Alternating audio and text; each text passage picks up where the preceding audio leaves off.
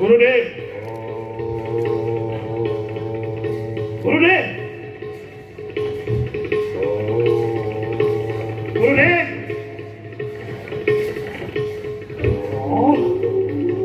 ইমান স্পর্ধা, গুরুদেব।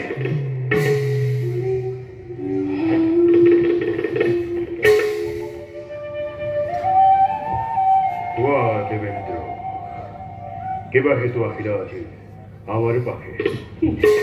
হে গুরু বৃহস্পতি, দেবরাজ ইন্দ্র চরম অপমান কৰি আপুনি আপোনাৰ পদ আৰু প্ৰতিষ্ঠাৰে দুৰ্ব্যৱহাৰ কৰিছে।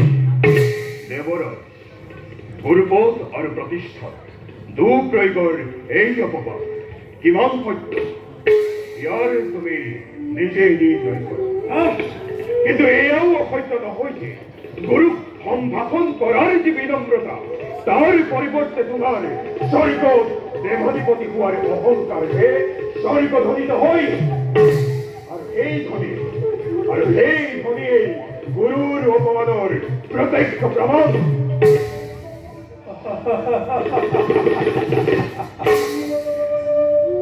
স্বর্গধ্বনি অহংকার, ইন্দ্রর স্বর্গ গুরুক অপমান। আরাধনার মগ্ন গুরুজনা প্রস্তাবনের নিমন্ত্রণ দিয়াতো কেনে বিবহার? এয়া কি অহংকার নহয়? দেবরাজ ইন্দ্র আদেশ অমান্য কৰাটো কি অহংকার নহয়? আদেশ গুরুর প্রতি শিষ্যর আদেশ, শিষ্যর আদেশত গুরুর মান্যতা প্রদান। হে দেবেন্দ্র, অনীতির পক্ষ লৈ পাপ আচার তথা অনাচারক কিয় প্রশ্রয় দিছে? গুরু গুরু শিরশ্রেষ্ঠ, গুরুর প্রতি শিষ্যর আদেশ অনুচিত দেবেন্দ্র। শ্রেষ্ঠ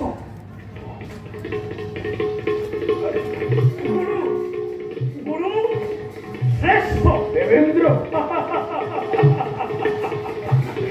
গুরু শ্রেষ্ঠ তার প্রমাণ স্বয়ং গুৰুৱে কৰাটো কেনে যুক্তি?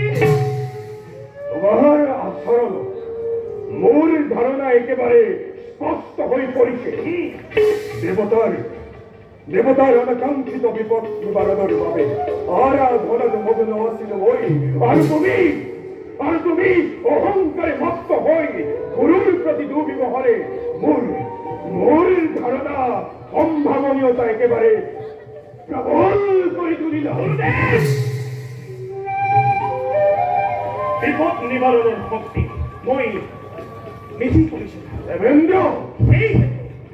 সেই হেতু ইন্দ্রময়ী স্বর্গাধিপতি ইন্দ্ররে স্বর্গরে সকল নিবাসী ইন্দ্ররে অধীন। আর মোৰ আদেশ মান্যতা দিবৰ বাবে সকলো বাধ্য।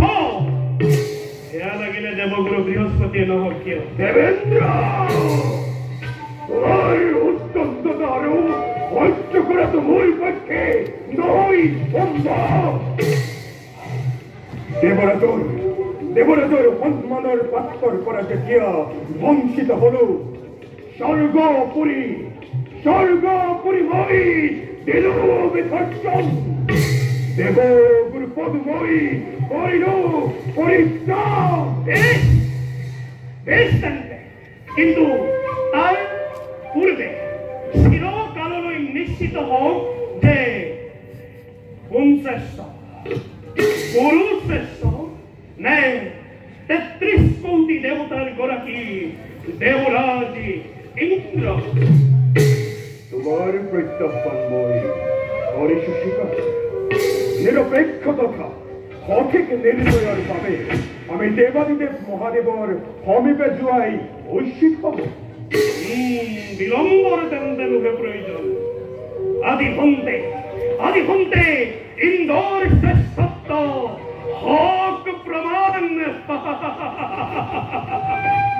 কৈলাস যাত্ৰাৰ আমি কৰো আয়োজন।